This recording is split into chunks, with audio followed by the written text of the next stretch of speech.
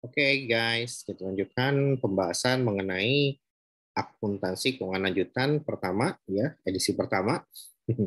Yang pada pertemuan kali ini kita akan bahas terkait dengan transaksi antar induk anak untuk obligasi ya. Kalau pada pertemuan sebelumnya kita sudah membahas tentang aset ya, tentang aset ya. Pertama inventory ya, silakan lihat di video ke-6 kalau tidak salah.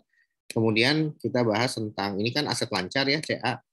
Nah, kemudian kita bahas yang non current asset. Non current asset ada dua, ada yang land, ada yang buildings ya. Yang land ini non depreciable asset, yang building ini depreciable asset ya. Nah, sekarang kita beralih ke sections untuk yang liabilities. Bagaimana jika terjadi transaksi inter perusahaan antara induk dan anak gitu ya. Nah, tapi saling tukar menukar obligasi gitu ya. Nah, kalau downstream berarti si. Nah, kita harus paham bahwa obligasi di sini berarti si induk kalau downstream dia menerbitkan obligasi, ya seperti itu. Kemudian sebagian dari obligasi yang diterbitkan oleh induk itu dibeli oleh anak. Nah, seperti itu. Nah, itulah bentuknya transaksi uh, intercompany bonds yang downstream, ya. Jadi si induknya menerbitkan, baru nanti dibeli oleh si anak sebagiannya. Nah, atas pembelian obligasi induk oleh anak, meskipun sebagian, nah itu dianggap sebagai pelunasan. Sehingga nanti ada yang namanya constructive gain dari bonds distinguishment ya, atau pelunasan bonds. Ya, jadi seolah-olah dilunasi gitu ya. Dan ada sedikit apa namanya constructive gain atau loss ya. Kalau nanti kita akan belajar terkait apa yang dimaksud dengan constructive gain or loss ya. Nah, untuk pembahasan kali ini isinya adalah tentang ya kita bahas dulu tentang ketentuannya, aturan mainnya, baru langsung kita sajikan contoh soal mengenai intercompany bonds downstream ya, dan bagaimana cara cost method maupun equity method. Oke, langsung aja. Nah, ketentuannya adalah yang pertama. Oke, pertama ketentuannya untuk untuk rules atau guidelines bagi kita dalam melakukan eliminasi ketika ada yang namanya intercompany bonds transactions downstream antara induk ke anak. Nah, maka di sini biar kita harus memahami bahwa pada dasarnya perusahaan afiliasi itu biasanya saling meminjam uang ya. Nah, dari sudut pandang konsolidasi harus dibuat jurnal eliminasi terkait utang piutang antara induk dan anak, termasuk beban dan pendapatan bunga, gitu ya. Nah, seperti itu. Nah, kemudian dalam hal perusahaan afiliasi membeli instrumen liabilitas, ya, seperti obligasi, ya, yang diterbitkan oleh perusahaan afiliasi lainnya, maka dilakukan jurnal eliminasi dalam rangka penyusunan konsolidasi. Ya, ini maksudnya adalah ketika tadi ya P, ya, ingat debt itu ada dua, ya, ada yang private debt, ya, ini contohnya loan, ya, langsung minjem misalkan dari induk minjem ke anak atau anak minjem ke induk gitu ya, sama aja. Nah, kemudian yang kedua adalah public debt. Public debt itu adalah bonds ya. Nah, ketika loan ataupun bonds ya, nah kita mungkin tidak akan fokus ke loan, tapi kita akan lebih fokus ke yang bonds ya. Jadi ini loan kita skip. Nah, dalam hal ini kita akan membahas tentang public debt ya. Nah, ketika public debt seperti ini, maka pada dasarnya kalau awalnya si P menerbitkan bonds, berarti yang beli itu ada banyak, misalkan ada A, kemudian ada B gitu ya, ada C. Nah, seperti itu. Nah, misalkan ini tahun pertama penerbitan bonds. Tahun kedua ternyata si S ini membeli bondsnya si C gitu ya. Nah, sebesar berapa? Misalkan ini si C ini bondsnya adalah 10% gitu ya. 10% dari total bonds yang diterbitkan oleh si P. Nah, dibeli seluruhnya oleh si S. Nah, maka secara tidak langsung, bahkan secara langsung sih, secara langsung si S ini memiliki kepemilikan bondsnya si P sebesar 10%. Karena udah diakuisisi nih oleh karena udah dibeli nih bondsnya yang dipegang oleh C, udah dibeli seluruhnya oleh si S ya. Nah, maka kalau si S yang beli secara konsolidasi ini terjadi yang namanya pelunasan sebagian piutang atau pelunasan 10% utang dari si P oleh siapa? Oleh S, gitu ya. Nah, dan secara konsolidasi ini harus dihapus transaksi ini. Ya, seperti itu. Nah, maka di sini contohnya P menerbitkan obligasi dan dibeli oleh S, maka dari sudut pandang konsolidasi transaksi tersebut diperlakukan sebagai berikut. Hutang dari P ke S dianggap sudah lunas ya, tadi ya, sudah retired ya. Jadi ini udah lunas nih, 10% ini dilunasi oleh si S gitu ya. Nah, di sini namanya constructive retirement ya. Maka ini harus dieliminasi gitu ya. Dieliminasinya gimana ya? Berarti bonds pada investment. Nah, seperti itu ya. Nah, jadi seolah-olah dilunasi. Jadi kalau kita menerbitkan bonds kan ditaruhnya di kredit ya. Nah, seperti itu. Ya, cash pada bonds ya, seperti itu. Nah, jadi dengan adanya dibeli oleh si P gitu ya, maka ini seolah-olah kalau yang membelinya C itu nggak dicatat eliminasi. Ya. Tetapi kalau yang membelinya S, which is S itu adalah anak dari si P, dan secara konsolidasi S ini satu bagian, satu entitas dengan si P. Ya, artinya apa? Seolah-olah si P ini melunasi 10% bonds yang diterbitkan olehnya sendiri, oleh dirinya sendiri. Ya, seperti itu. Nah, maka di sini dicatat ketika eliminasi harus dimunculkan bonusnya ini dilunasi gitu ya BP. Maka kalau dilunasi bonusnya ditaruh di debit. Nah, seperti itu. Oleh karena itu nanti investment in bond-nya ini investment in bond yang mencatat si S ya, bonds payable yang mencatat si P gitu ya. Maka investment in bonds-nya harus ditaruh di kredit atau di eliminasi. Seperti itu ya. Nah, maka konsekuensinya nanti selisih antara bonds dan investment ini adalah gain atau loss dari constructive retirement of bonds. Nah, ini logiknya yang akan kita pakai untuk menyelesaikan soal berikut ini ya. Nah, jadi seperti ini contoh soalnya. Contoh soalnya adalah pertama ya, P memiliki 80% saham S ya. Nah, kemudian pada tanggal 2 Januari ya 2020 P menerbitkan bonds payable. Parnya adalah 1 juta, kuponnya adalah 10%, jatuh tempo 10 tahun ya. Nah, ini selalu ada informasi ini kalau kita berbicara terkait bonds ya. Ini par, kupon sama jatuh tempo. Nah, pada akhir 2020 S membeli 10% ya. 10% itu adalah 100.000 dibagi dengan 1 juta.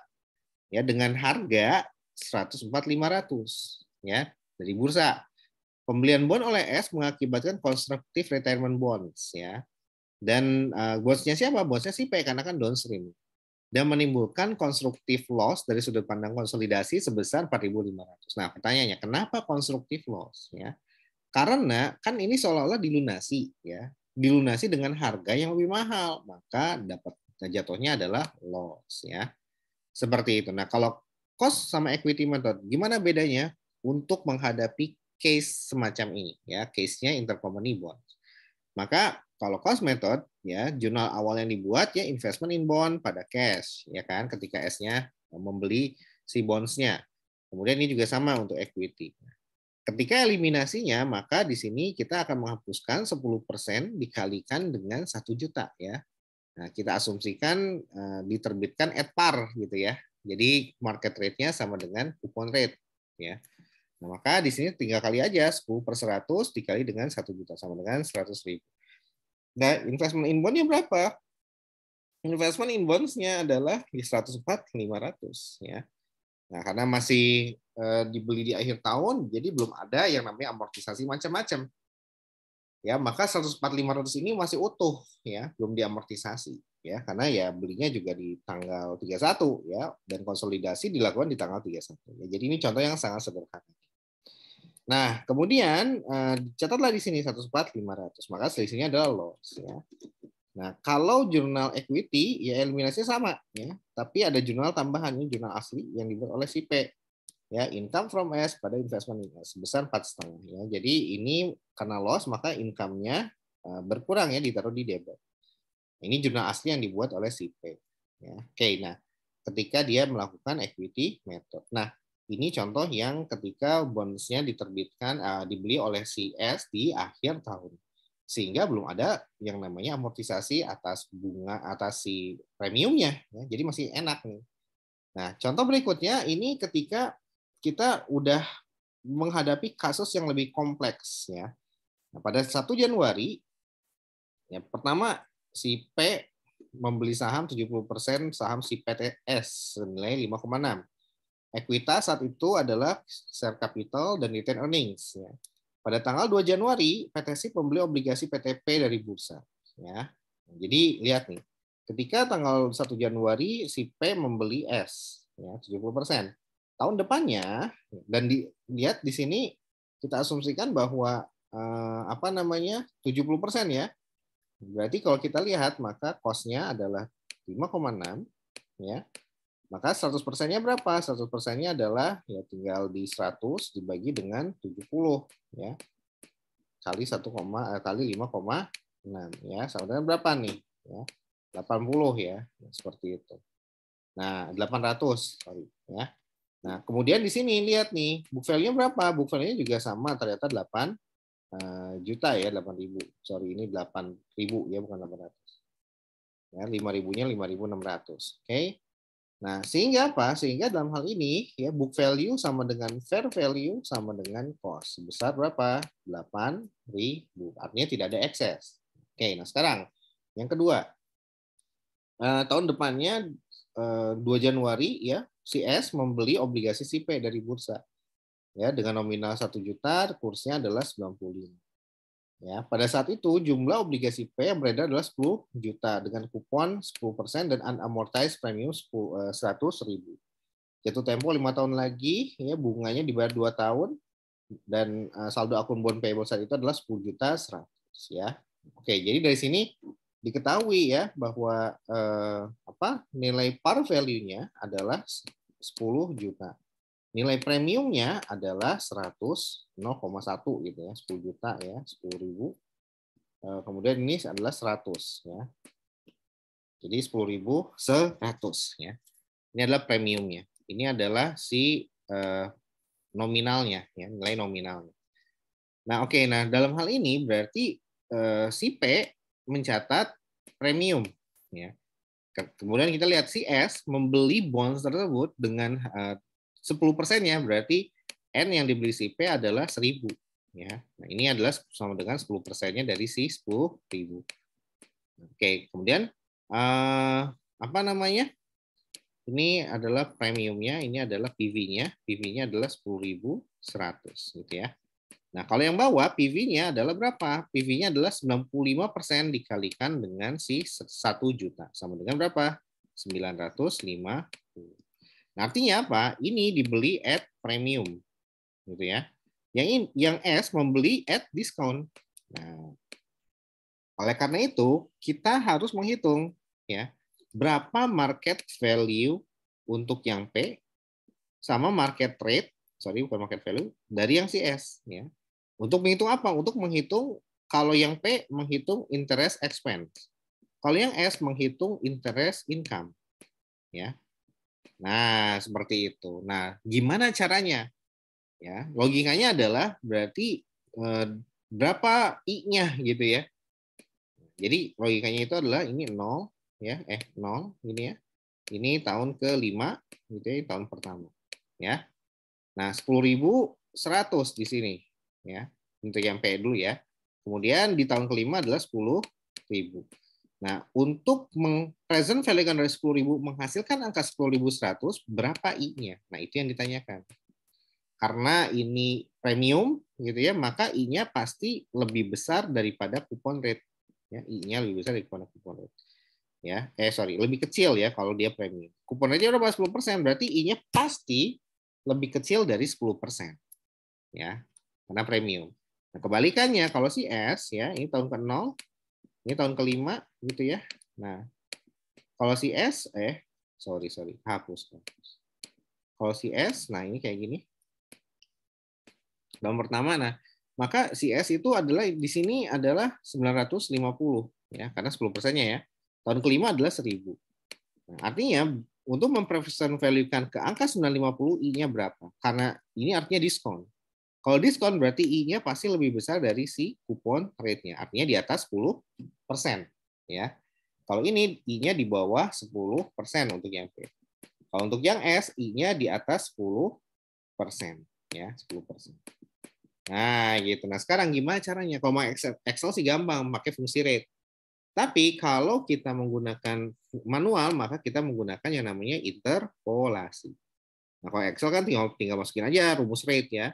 Rumus rate ya, rate sama dengan bla bla bla bla bla, tinggal masukin aja, ikutin aja di Excel petunjuknya. Nah, dapatlah angkanya adalah 4,8713. Nah, untuk yang S adalah 5,6687. Nah, ingat ini karena 2 kali 1 tahun ya. Nah, kalau setahun berapa ya? Tinggal dikalikan aja dengan 2 ya. Ini berapa? Ya, maka ini kalau di sini mungkin sekitar 9, maybe 0,7%. Nah, kalau yang ini berarti 10% lebih ya. 10% atau 11%-an mungkin ya. 11%-an. Nah, artinya apa? Artinya yang P rate-nya di bawah si apa namanya? Di bawah si kupon rate ya, karena sehingga menghasilkan premium. Kalau yang S rate-nya di atas kupon rate sehingga menghasilkan diskon. Nah, kalau manual gimana caranya? Kalau manual langsung menggunakan interpolasi ya. Nah, kalau interpolasi pada dasarnya di sini rumusnya langsung ini aja ya, 10% ya. Nah, ini kupon rate-nya. Nah, sebetulnya nanti kan ditambah ya. Karena kita ingin karena kita tahu bahwa ketika dia premium, maka dia pasti dikurang 10% kurang. Berarti ini nanti minus ya. 10 minus gitu ya. Cuman untuk notasi minusnya tidak kita cantumkan di depan, tapi kita cantumkan di belakang ya. Nah, dalam hal ini kita tembak dulu gitu ya, karena 10% ya tembakan pertama dulu aja ke berapa, misalkan 8% gitu ya. Nah, 8% maka menghasilkan present value 10,811 ya. Maka ya cara melakukan interpolasinya adalah 10% ditambah dengan dalam kurung ya. Ini nominal value-nya dikurang dengan present value saat ini 10,100 dibagi dengan ini nominal value dikurang dengan angka kalau kita menggunakan rate 8%, yaitu 10,811. Nah, baru dikali 8 minus 10. Nah, ini kan kalau kita jumlahkan hasilnya adalah minus 2%. Sehingga nanti angkanya akan dari positif akan berubah menjadi negatif untuk yang depan. Ya. Maka menghasilkan angka 97,535. Ini untuk 1 tahun ya. Nah, kemudian itu yang P ya. Cocok ya.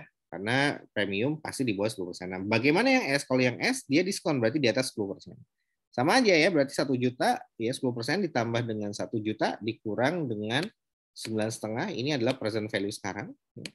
Nah, kemudian tembak gitu ya. Karena 10% dan dia diskon maka di atas ya, bisa 12%, bisa 11%, terserah lah. Nah, ini kita menggunakan angka 12% menghasilkan angka 926 ya.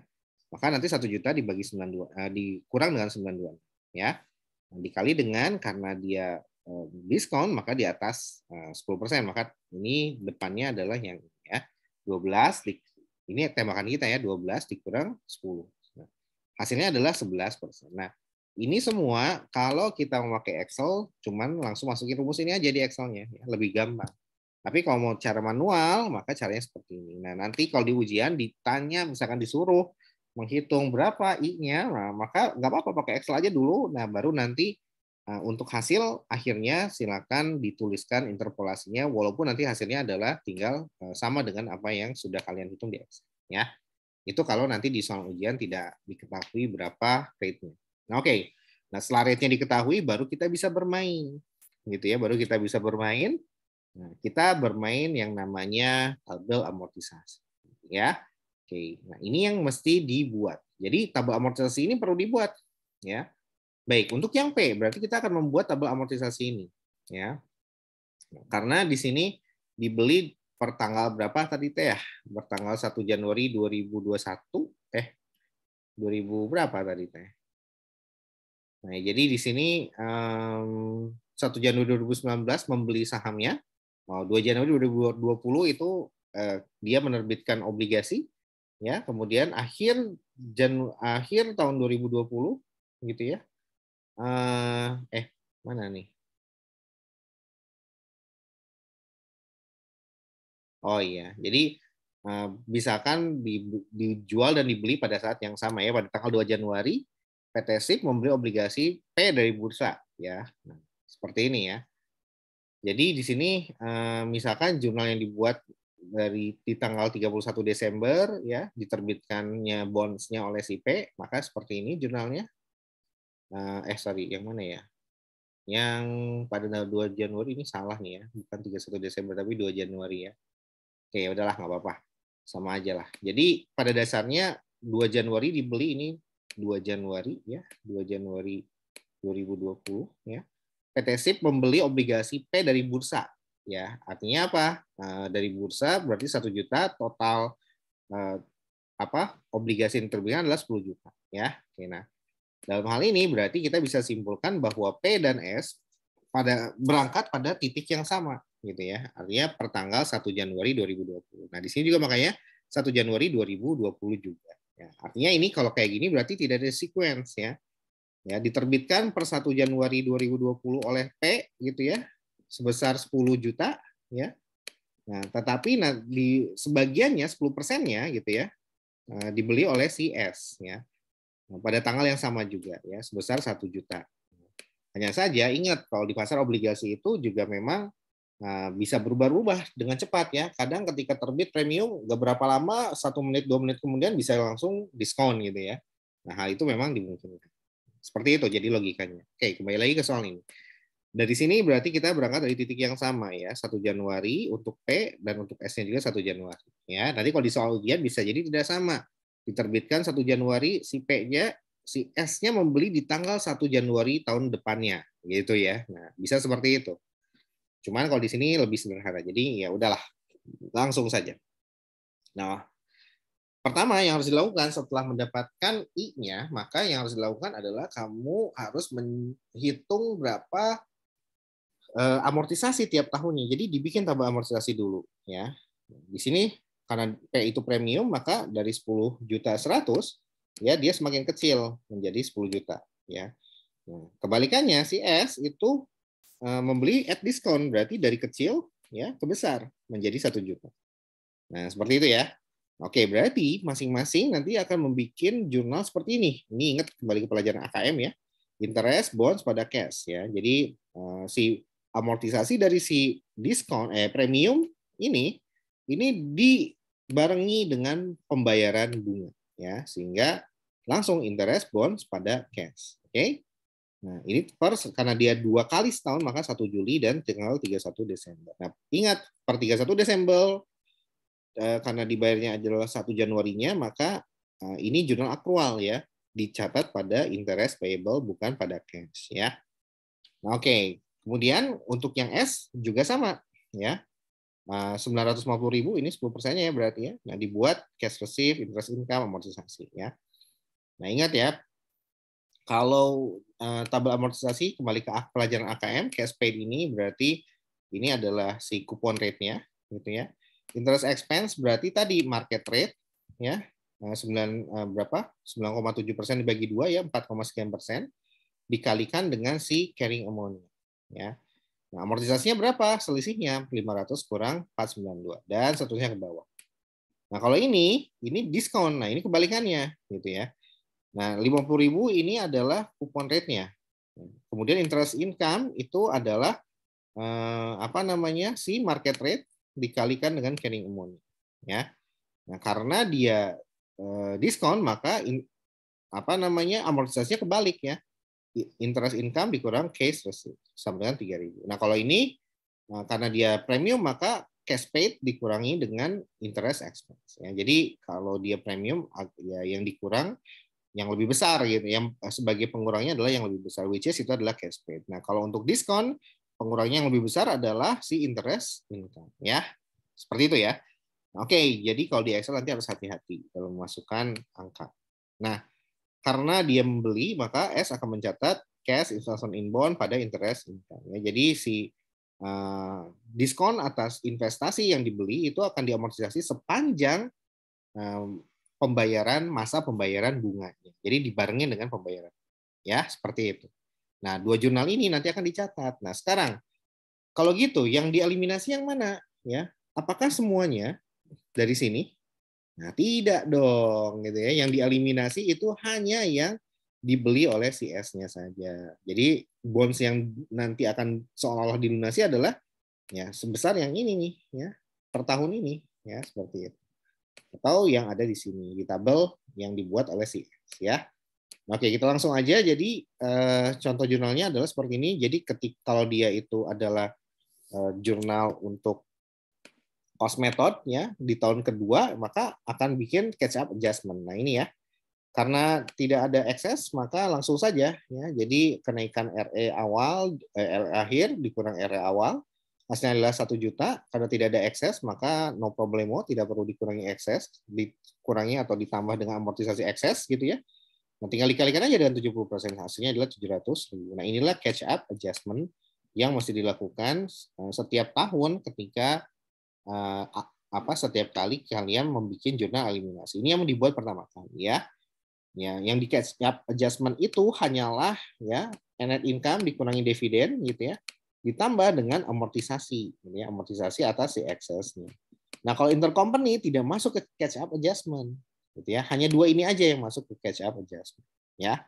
Itu yang perlu dipahami. Oke, nah sekarang di sini kita akan melakukan eliminasi dari si bonds-nya, ya. Berapa yang dieliminasi? 10%-nya, 1.000 per 10.000 atau 10%-nya. Dikali berapa? Dikali dengan 10.083. Nah, ini lihat nih, ini kan posisi 31 Desember. Maka kita lihat di sini. 31 Desember sama dengan 1 Januari 2021. Maka posisinya adalah 10.083. Ya, 10%-nya berapa? Ya, sama dengan 1008361. Nah, seperti itu ya. Nah, kemudian kalau gitu pasangannya adalah investasi. Nah, investasinya berapa? Nah, lihat per tanggal yang sama. 1 Januari juga. Berapa saldonya? Saldonya adalah 95792. Nah, ini yang nanti dieliminasi juga dari ketika kita bikin jurnal eliminasi ya, worksheet. Nah, barulah selisihnya adalah 5437. Nah, ini kita harus pahami. Ini adalah yang gain yang belum diamortisasi, unamortized ya, gain gitu ya. Seperti itu. Karena nanti ada piecemeal derecognitions ya. Nah, awalnya gainnya berapa, Pak? Nah, itu dia ya. Awalnya gainnya adalah ya kita harus lihat dulu nih di atas ini. Gitu ya. Awalnya adalah 950, berarti tinggal 10% dikurang dikali dengan 10.100 ya. Maka ya awal gainnya itu 1.010.000 ya. Ya nggak sih? Dikurang dengan 950.000. Ya, berapa nih? Ya, 1 juta kurang 950, 50 tambah 10 sama dengan 60 ya. Nah, ini adalah 60.000 inilah yang diakui ketika apa? Ketika inilah yang dinamakan constructive gain ya. Yang terjadi ketika awal pembelian si obligasi ini oleh anak per tanggal 1 Januari. Jadi 1 Januari nanti akan mencatat si constructive gain sebesar 1 Januari 2020 ya, sebesar 60.000. Nah, karena kita eliminasi dilakukan akhir tahun, maka ya jumlahnya udah berkurang gitu ya, seiring dengan pembayaran bunga dan adanya amortisasi ya, amortisasi atas premium dan si amortisasi atas si diskonnya, maka itu akan mengurangi nilai dari si constructive gain ya. Nah, seperti itu. Oke. Nah, sekarang berapa nilai pengurangannya? Nah, inilah yang harus nanti kita sesuaikan dengan piecemeal recognition, derecognitions dari gain, ya, dari constructive gain. Ya, pada dasarnya 60.000 tadi nanti akan ini kan gain ya, nanti ini akan diamortisasi sepanjang tenor dari si bonds-nya tersebut, ya. Nah, oke, nah gimana cara mencatat piecemeal-nya? Nah, ini piecemeal-nya ya, piecemeal derecognition gain-nya dengan mengeliminasi interest income ya, pada interest expense dan gain on retirement of bonds. Nah, ini. Nah, jadi gimana, Pak? Jadi kalau kita bisa simpulkan bahwa ini adalah posisi per tanggal 31 ya.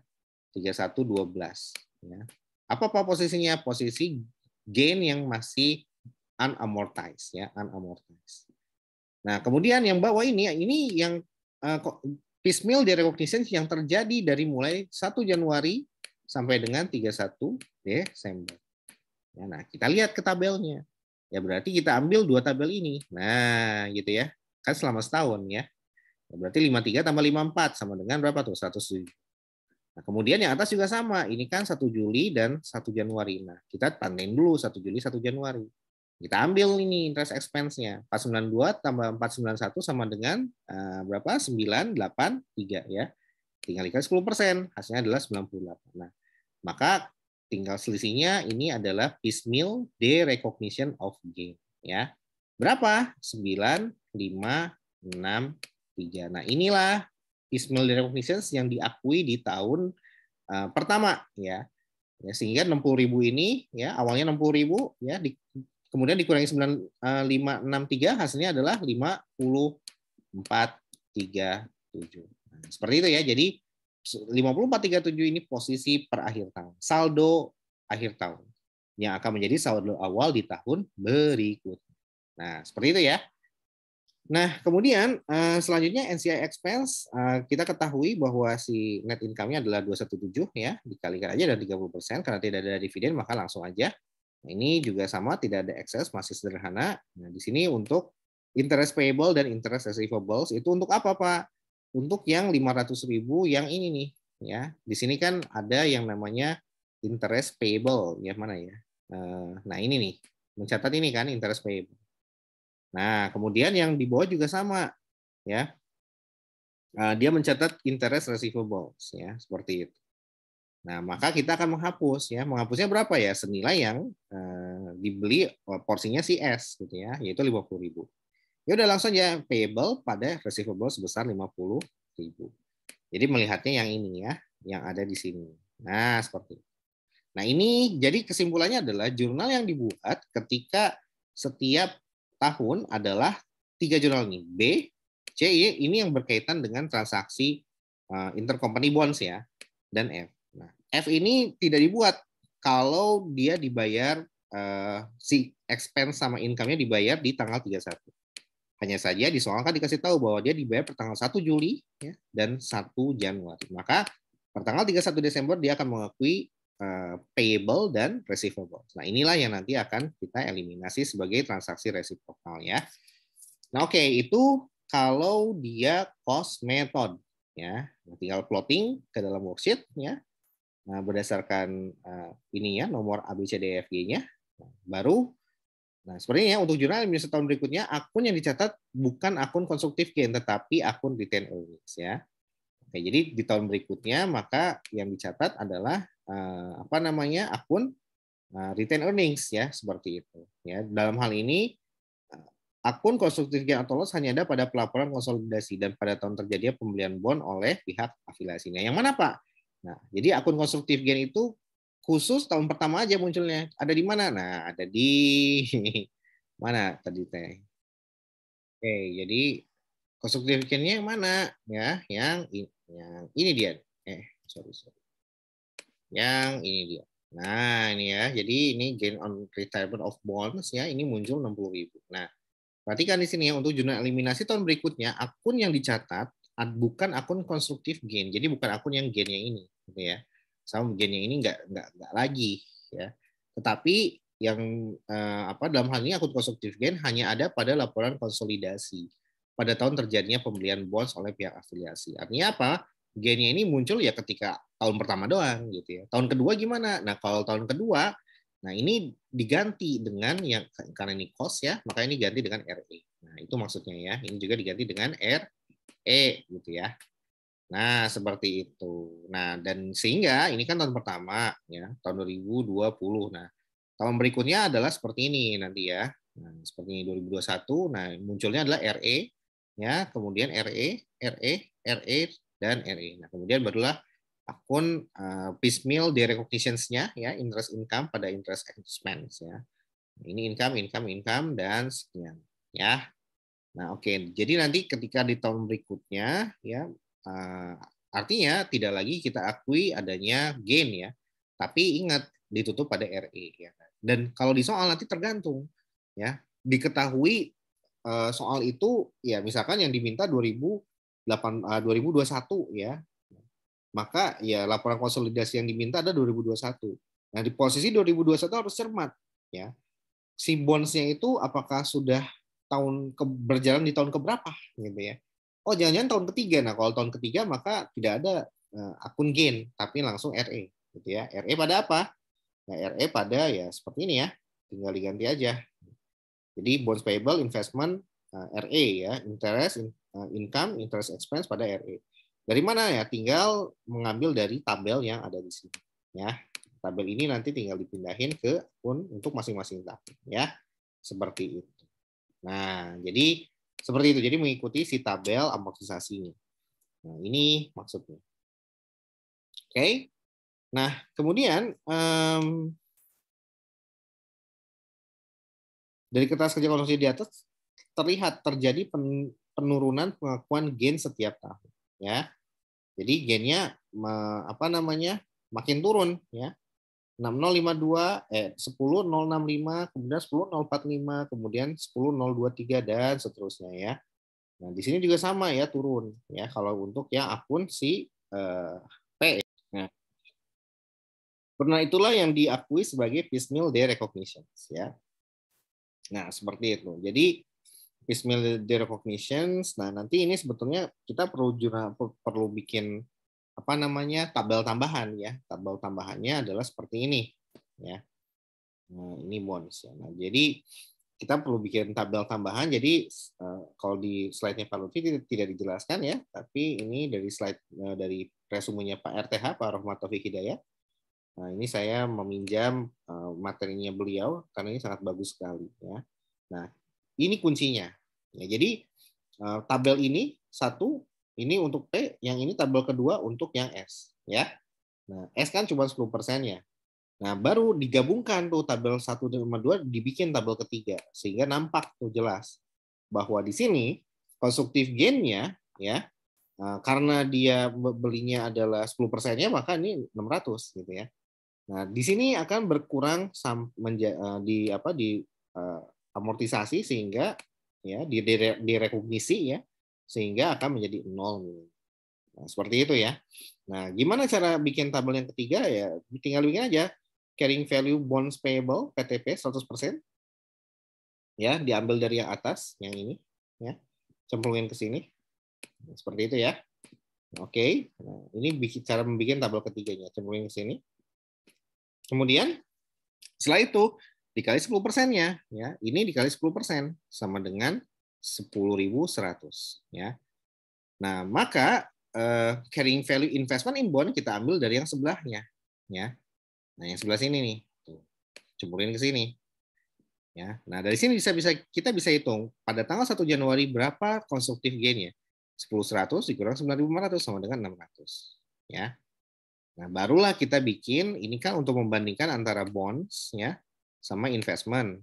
Nah, kalau ini membandingkan antara ya interest expense dan si interest income. Nah, inilah yang menjadi piecemeal derecognition dari konstruktif gain. Nah, seperti itu, ya. Nah, sehingga dibikin aja tabelnya seperti ini, ya. Jadi kita turunkan ke bawah gitu, ya, 10.836, kemudian 10.656 ini per tahun, ya, berarti, ya. Kemudian juga 10.458 dan seterusnya, ya. Investment in bond-nya berarti juga sama, ya. Di sini 9.580 per tahun, ya. 9.669 dan seterusnya, ya.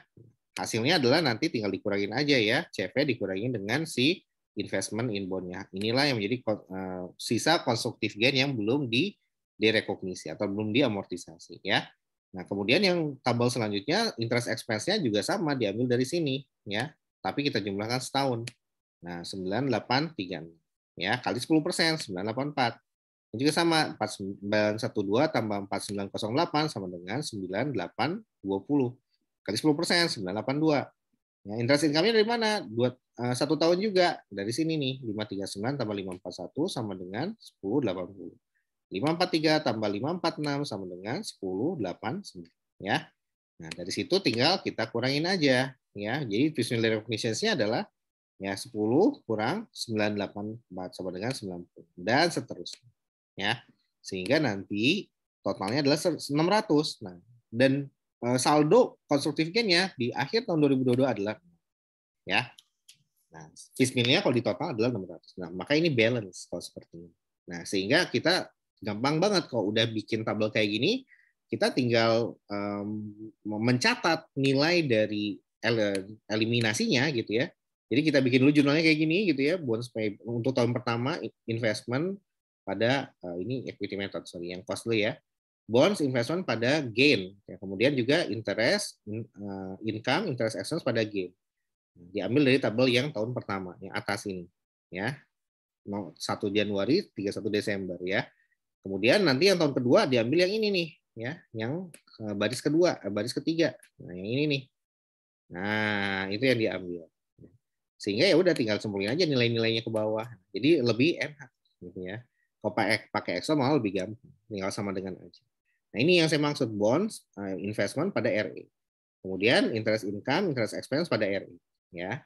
Dan seterusnya. Ini kalau tahun ketiga masih dipegang obligasi tersebut. Nah, ini yang cost. Nah, bagaimana kalau yang equity tapi downstream? Kalau equity downstream, maka pertama kita harus oprek dulu nih yang income from-nya, ya. Income from-nya diopreknya dari mana, Pak? Diopreknya ya pertama kita akan mengakui constructive gain-nya dulu ya. Ini investment pada income ya. Constructive gain-nya 600. Barulah kita akui piecemeal derecognition di tahun tersebut ya. Income-nya ditaruh di debit 96 gitu ya. Nah, tahu dari mana, Pak? Ya, tahu dari tabel atas gitu ya, tabel yang atas. 96 itu yang ini, yang pertama ya. Nah, ini ya. Tuh. Maka diperbaiki dulu investment income from S-nya ya. Setelah dikurangin ya hasilnya adalah 504 nih. Yang ini nih hasilnya. Ini posisi per tanggal 31 Desember 2018 ya. Nah, oke. Nah, sehingga ketika income from-nya sudah disesuaikan, barulah bikin jurnal eliminasi ya. Nah, jadi kalau kita lihat dampaknya ke NCI karena dia downstream tidak ada ya. Kemudian jurnal eliminasinya sama ya seperti tadi. Ya, seperti halnya cost method untuk tahun pertama. Nah, di tahun kedua, maka yang dibuat pertama untuk income from-nya ini adalah untuk piecemeal derecognition-nya saja. Yang atas gitu ya. Yang tahun kedua nih yang 107. Yang ini nih. Ya. Nah, jadi ini seperti halnya kalian melakukan depresiasi untuk aset tetap ya. Jadi setiap tahun ada pengakuan piecemeal recognitions ya. Nah, kalau ini piecemeal recognitions gitu ya. Nah, sama aja lah kurang lebih. Konsepnya sama ya, ada amortisasi juga. Nah, hanya saja ketika eliminasinya untuk equity method maka lebih simple ya. Tinggal si yang kalau dia cost method itu RE ya. Maka kalau di sini ini adalah investment in S ya seperti itu.